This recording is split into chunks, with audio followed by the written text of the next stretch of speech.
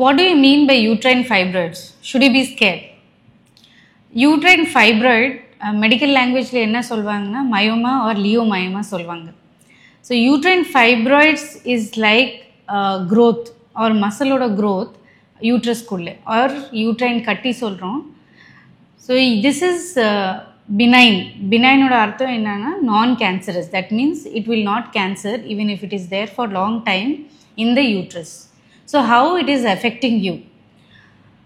Certain symptoms இருக்கலாம் like heavy menstrual period, அதுக்கப்புறம் period வரதுக்கு முன்னாடி or அந்த bloating sensation இருக்கிறது or urine pass பண்ணும்போது வலி இருக்கிறது, constipation இருக்கிறது, during intercourse pain இருக்கிற மாதிரி இருந்துச்சுன்னா these are all are the symptoms of fibroid.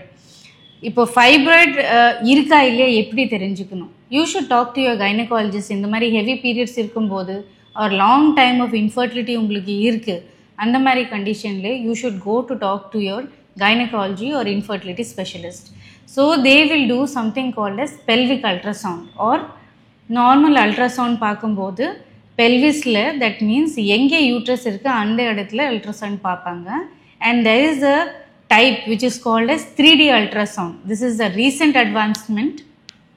இந்த 3D ultrasoundல என்ன பார்க்குறோன்னா what is the number of fibroid size என்ன இருக்கு, uterine cavity குள்ளே இருக்கா இல்லைன்னா uterine cavityக்கு வெளியில வளர்ச்சி இருக்கா அது பார்க்குறோம். And along with that whether it is affecting the endometrial cavity or not.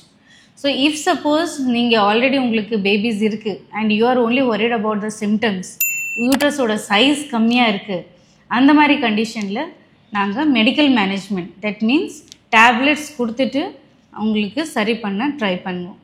அந்த கட்டி யூஸ்வலாக சுத்தமாக நில் ஆர் சுத்தமாக ஜீரோ கண்டிஷனில் வர சான்சஸ் இல்லை.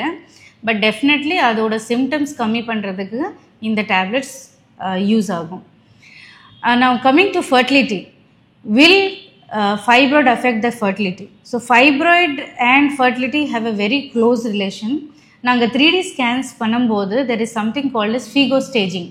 அந்த FIGO stagingல என்ன பார்க்குறோன்னா எங்கே எக்ஸாக்டாக ஃபைப்ராய்டு இருக்குது, there are different locations. அந்த லொக்கேஷன்ஸ் பார்த்துட்டு suppose it is towards the endometrial cavityக்கு எஃபெக்ட் ஆகுது, that means where we are going to put the embryo அந்த பிளேஸில் எஃபெக்ட் ஆகுதுன்னா then we should remove it. அந்த ஃபைப்ராய்டு கேவிட்டிலேருந்து எடுத்துட்டு அதுக்கப்புறம் 3 months கேப் கொடுத்துட்டு then we transfer the embryos. Suppose it is outside and it is not so big, ஒரு 3 centimeters கம்மியாக இருக்குது, 1.2 or 2 centimeters மாதிரி இருக்குன்னா then there is no requirement to touch it.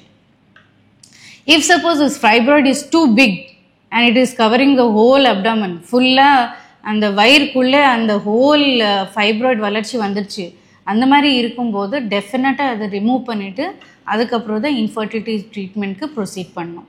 If you need more tips regarding fertility and facts, do follow me.